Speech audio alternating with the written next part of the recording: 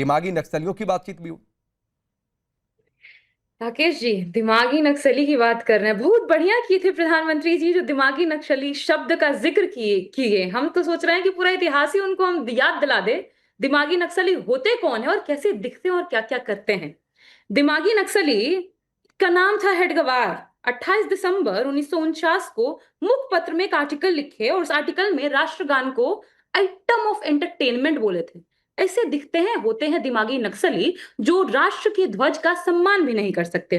गोलवालकर ने bunch of thoughts में पन्ना number 188, हम पूरा प्रूफ के साथ बोल रहे हैं, पन्ना नंबर 188 पर लिखा, देश का जो ध्वज है तिरंगा, इट्स इमिटेटिंग एंड ड्रिफ्टिंग, मतलब भारतीय कुछ भी नहीं लगता है। तो जो देश के तिरंगे का सम्मान न कर पाए वो होते हैं दिमागी नक्सली। आपको मैं बता दूं, जिस तिरंगे की हम बात कर रहे हैं आज, उस तिरंगे को बनाने के लिए जो एडहॉक कमेटी का गठन हुआ था ऑन नेशनल फ्लैग, उस एडहॉक कमेटी के सदस्य अंबेडकर से लेके बड़े बड़े लोग थे। उन्होंने सजेस्ट किया कि तिरंगे में अशोक चक्र होना चाहिए, बुद्धिज्म से रिलेटेड और समय को समय दिखाता हुआ। इस अशोक चक्र के खिलाफ थे गोलवलकर। तो जो तिरंगे के खिलाफ होते हैं वो होते हैं दिमागी नक्सली। और ऐसे संगठन जो तिरंगे से शुरुआती तौर से नफरत रखता हो, 52 साल तक तिरंगा नहीं फहराता हो, वो होते हैं दिमागी नक्सली। और दिमागी नक्सलियों पर अगर लगाम लगाना है राकेश जी, तो एक एक कदम आगे बढ़ जाए प्रधानमंत्री जी, और जो नॉन रजिस्टर्ड ऑर्गेनाइजेशन है ना दिमागी नक्सलियों की, इस पे बैन लगा। मैं इस पर रिप्लाई लेता हूं। वंदे मातरम पर स्टैंड क्लियर करिए, वंदे मातरम पर स्टैंड क्लियर करिए। वंदे मातरम पर स्टैंड क्लियर करते हैं। वंदे मातरम हमको हम देश प्रेम का प्रूफ मानते हैं ना। मेरे बगल में है भाजपा प्रवक्ता शिवम त्यागी। चलिए यहीं पे आपके शो में बिना इधर उधर आग किए, बिना गूगल का इस्तेमाल किए, शिवम जी आप गाइए वंदे मातरम, मैं शुरुआत करती हूँ वंदे मातरम। कहाँ चले गए शिवम जी? नहीं, वो आ रहे हैं, कई बार नेटवर्क है, वो आप सुन लीजिएगा। मैं आपसे जो पूछ रहा हूँ वो बताइए। पहले ये बता दीजिए, जो हुआ वो अपमान हुआ कि नहीं हुआ? मैं जो पूछ रहा हूँ राकेश जी, हम वंदे मातरम पर अगर चर्चा करना चाहते हैं, प्रियंका भारती जी, पहले ये बता दीजिए कि जो हुआ उस पर आपकी पार्टी की क्या राय है? मैडम, और व्यक्ति को जो बीजेपी आरोप लगा रही है उस पर आपकी पार्टी की क्या राय है? ये होना चाहिए था, नहीं होना चाहिए था, या प्रियंका गुप्ता जी ने जो कहा उससे आप सहमत है? क्या है? कुछ तो स्टैंड क्लियर करिए। राकेश जी, मैं स्टैंड क्लियर कर रही हूँ, वही तो मैं आपको बता रही हूँ कि स्टैंड तब क्लियर होगा जब एक बार भाजपा का कोई भी नेता, जो ऊपर से पूरा प्रवक्ता भी वंदे मातरम का कम से कम शुरू का ही 4-5 लाइन सुना दे। कहाँ गए शिवम त्यागी? पहले मैडम आप मेरे सवाल का जवाब दे दीजिए, मेरे सवाल का जवाब दे लीजिए, फिर आप शिवम त्यागी से जो मना है पूछते रहिएगा। जो मैंने पूछा उस पर अपनी लाइन क्लियर कर लीजिए पहले। मुझे तो जहां तक समझ में आया, कांग्रेस ने स्टैंड क्लियर कर दिया, उन्होंने तो बता दिया खड़गे जी बुजुर्ग हैं, उनके लिए मतलब आप कुर्सी सहमत दिख रही थी। लेकिन प्रवक्ता कहाँ गए भाजपा के? गायब हो गए स्क्रीन से, वो भाग गए ना। एक बार जोड़िए। अरे मैडम, नहीं होता कई बार, आप कहिएगा तो हम सुना देंगे। एक बार मुझे नहीं, मुझे, मैं ये मानकर चलता हूं कि यहाँ पर वंदे मातरम सबको याद होगा, नहीं याद और सबको पता होगा। और अगर कहाँ है भाजपा प्रवक्ता? आप भी मुस्कुरा दिए। प्रियंका भारती जी, मुझे बताया है पीसीआरने की नेटवर्क की दिक्कत है, वो यूनिट से नहीं जुड़े हुए हैं, जूम से जुड़े हुए हैं, और जूम मोबाइल नेटवर्क पर काम करता है। ये आपको यस पीसीआर दोबारा कनेक्ट कर रहा है, ये आपको अच्छे तरीके से पता है। अब आगे बाकी लोगों से राय ले लीजिए, हम गाने के इंतजार में बैठे हैं। आज आपके शो पर वंदे मातरम का वंदन हो जाए। ठीक है भाटी जी, आप भी राय बता दीजिए। अखिलेश यादव ने तो कहा कि वो रहमान वाला वंदे मातरम गाना चाहिए, मतलब यहां भी आप लोगों को भी वोट बैंक दिखी क्या? नहीं, देखिए, एक तो आज 15 अगस्त के दिन सभी देशवासियों को और आपको और आपके सभी पैनलिस्ट को स्वतंत्रता दिवस की बहुत बहुत शुभकामनाएं। दूसरी बात, मुझे मैथिलीशरण गुप्त जी की एक पंक्ति याद आती है, उनकी कविता है कि एक समय जो ग्रह है, दूसरे समय त्याज होता है, ऊष्मा में हिम के कंबल का भार कौन ढोता है। पहली बात तो यही हमारे लिए बहुत चिंता का विषय है, बहुत नासमझी की बात है, कुछ समझ से बाहर की बात है कि देश की स्वतंत्रता के 80 साल बाद हम इस बात पर चर्चा क्यों कर रहे हैं कि कौन सी पार्टी देशभक्त है, कौन सी पार्टी देशभक्त नहीं है। एक पार्टी को देशभक्त सिद्ध करने के लिए अब मैं तो ये कहना चाहता हूं कि गधे को कितना ही भी नहलाया जाए और उसे क्रीम पाउडर लगाया जाए, उसका मेकअप किया जाए, वो कभी गाय नहीं बन सकता, गधा गधा ही रहेगा।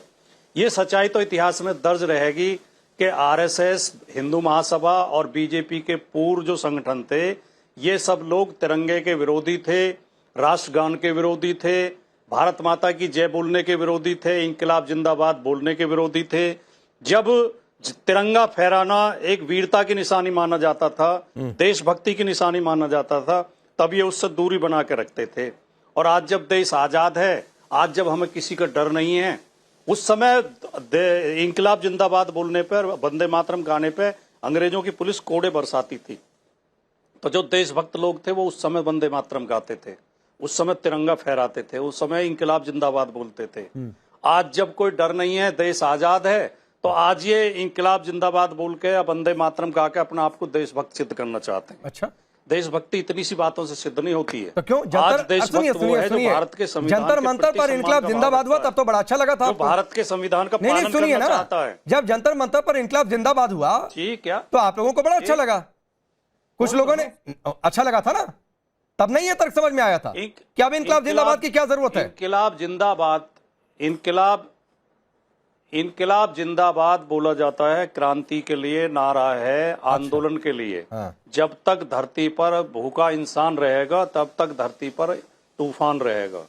जब तक लोगों की भूख का सवाल हल नहीं होगा, लोगों के रोजगार का सवाल नहीं हल होगा, जरूरी लगने लगा, का सवाल हल नहीं होगा, जरूरी लगने लगा आपको, तब तक ये नारे बुलते रहेंगे। इस नारे में आपको क्या एतराज? अरे मुझे कहाँ एतराज है? ये तभी आप कह रहे हैं कि आज जरूरत क्या है, फिर आप कह रहे हैं क्रांति है तो जरूरत है। तो पहले तय कर दीजिए कि जरूरत है कि नहीं जरूरत है। आप क्यों? मुझे इंकलाब जिंदाबाद से कोई दिक्कत नहीं है, मुझे कोई दिक्कत नहीं है भाटी जी, लेकिन ये डेफिनेशन बदलिए नहीं कि पहले जरूरत नहीं, फिर आज जरूरत है, फिर आज जरूरत है तो कल जरूरत नहीं।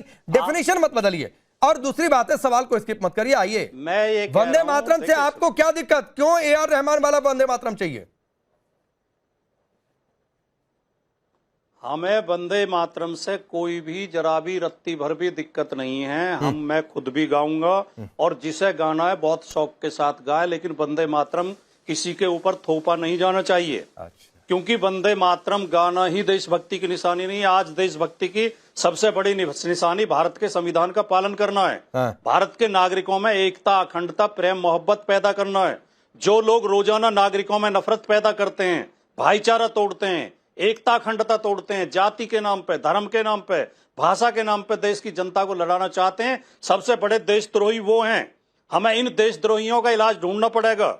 ये जब अंग्रेजों से लड़ाई चल रही थी देश की आजादी की, उस समय भी देशद्रोहियों के खेमे में खड़े थे। चलिए, और आज जब देश को आगे ले जाने के लिए देश की एकता अखंडता की जरूरत है, ये आज भी देशद्रोहियों के खेमे में अब मुझे अनंत विजय, कभी देशभक्त नहीं रहे। अनंत विजय जी, अच्छा शिवम त्यागी जुड़ चुके हैं।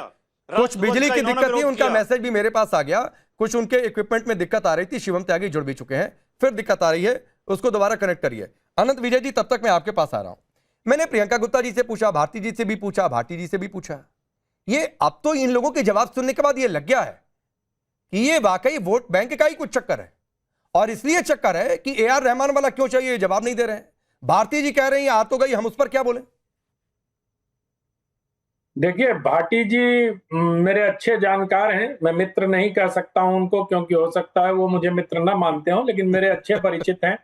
और भाटी जी ने एक बड़ी अच्छी बात कही, लेकिन मुझे लगता है कि उस पर उनको पुनर्विचार करना चाहिए कि वंदे मातरम थोपना नहीं चाहिए। भाटी जी, अब तो जिस संविधान की आप बात कर रहे हैं, उसी संविधान के द्वारा प्रदत्त शक्तियों से संसद ने उसको कानून के रूप में पास कर दिया है।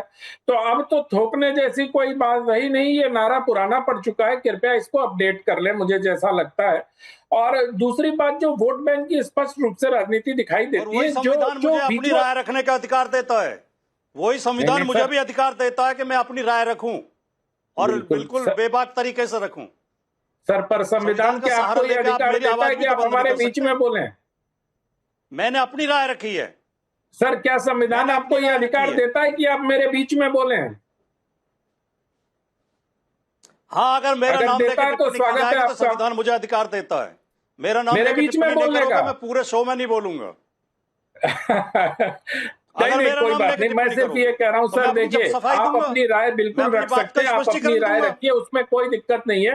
मैं देखिए, मैं डिबेट में हम लोग कई बार साथ रहे, मैं किसी की राय के ऊपर अपनी राय नहीं रखता, मैं सिर्फ अपनी बात कहता हूं। जहां तक थोपने की बात है, तो अब तो देश का कानून है और संसद द्वारा पास कानून है, इसलिए राष्ट्रगीत का सम्मान होना चाहिए, मेरा ये मानना है। और पवन खेड़ा जी ने बिल्कुल ठीक कहा, इससे तो एकदम स्थिति स्पष्ट हो गई। कि भाई वो 1937 वाला जो खंडित वंदे मातरम है वही गाएंगे। तो वो उस पार्टी की राय है, उस पार्टी की। और देखिए 1971 के कानून में जो संशोधन करके अभी संसद में अधिनियम पारित हुआ है, उसका मैंने अध्ययन किया है। उसमें लिखा है कि अगर कोई शिकायत करेगा तो उस पर कार्रवाई होगी। अगर कुर्सी की ही बात थी तो आप देखिए उस वीडियो को फ्रेम बाय फ्रेम देखने की आवश्यकता है। जब दूसरा पद जैसे ही समाप्त होता है और कोटि कोटि कलकल निनाद जब बजना शुरू होता है, वहीं से राहुल गांधी जी की भ्रिकुटी तनती है और वो खड़गे जी की ओर देखते हैं। फिर सोनिया जी को भी समझ में आता है कि ऐसा कुछ हो गया। अगर कुर्सी की बात होती तो जब कार्यक्रम समाप्त हो गया तब तो बैठा दिया जाता उनको।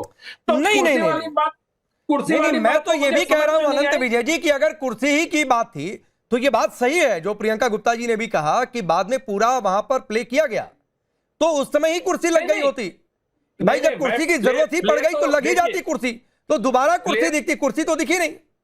सर देखिए सारा राजनीति में खेल ही कुर्सी का है सर। अगर कुर्सी न मिले तो राजनेता क्या मतलब है, वो कुर्सी की तो राजनीति करते हैं। लेकिन ये पूरा प्ले हुआ, इसमें कोई दो राय नहीं है। हाँ। लेकिन वहां कुछ राहुल जी और सोनिया जी इसको लेकर कुछ असहज थे। हाँ। अब वो असहज क्या वंदे मातरम के बाकी 6 पद बजने से थे, हाँ। या किसी और की बात, किसी और चीज से थे, ये तो वही लोग बता पाएंगे। या अगर ठीक। उस वीडियो से कुछ ऑडियो सुनाई देगा, हाँ। तभी हम लोग किसी निष्कर्ष बोलिए पर पहुंच प्रियंका सकते गुप्ता हैं। जी, बोलिए। लेकिन वीडियो देखने के बाद ये लगता है कि दोनों असहज थे। देखिए जितनी चर्चा आज हम उस वीडियो की कर रहे हैं, जितनी चर्चा हम कुर्सी की कर रहे हैं, काश हम उतनी चर्चा प्रधानमंत्री जी के भाषण पे भी कर लेते। प्रधानमंत्री जी ने एक बात कही कि वो उन्होंने महिलाओं के आरक्षण की बात कही। अरे भाई महिला आरक्षण बिल तो 27 में पास हो गया है, उसको लागू कर दीजिए प्रभु। हम तो हाथ जोड़ के विनती कर रहे हैं कि हम महिलाएं चाहती हैं कि आप उसे लागू कर दीजिए, ठीक और है। अभी के अभी कर दीजिए। 27 का चुनाव है उत्तर प्रदेश में कर दीजिए, हाँ। उसके बाद 29 में चुनाव है वहां कर दीजिए। ठीक है। पर प्रधानमंत्री जी भी गोल गोल जलेबी बनाने से बाज नहीं आते। ठीक। दूसरी चीज उन्होंने कहा कि बायो इकोनॉमी बहुत बढ़ गई है। अरे भाई बायो इकोनॉमी इतनी बढ़ गई है तो फिर रोजगार क्यों नहीं बढ़ रहा भाई साहब, हाँ। कि प्रदूषण क्यों नहीं कम हो रहा। ठीक। और ये जो संसाधन है प्राकृतिक, हाँ। अगर उनका इतना ही जो है इस्तेमाल हो रहा है तो ये पैसा जाकर रहा है। ठीक ये है, सिर्फ शिवम त्यागी जुड़ अंबानी गए। की जेबों में जा रहा है। ठीक है तो ये भी प्रियंका तो जी, मुद्दा होगा। शिवम त्यागी जुड़ गए हैं। अब स्क्रीन पर दोनों प्रियंका जी को रखिए, मुझे रखिए और शिवम त्यागी को रखिए। उसका नतीजा क्या निकलता है? ठीक है।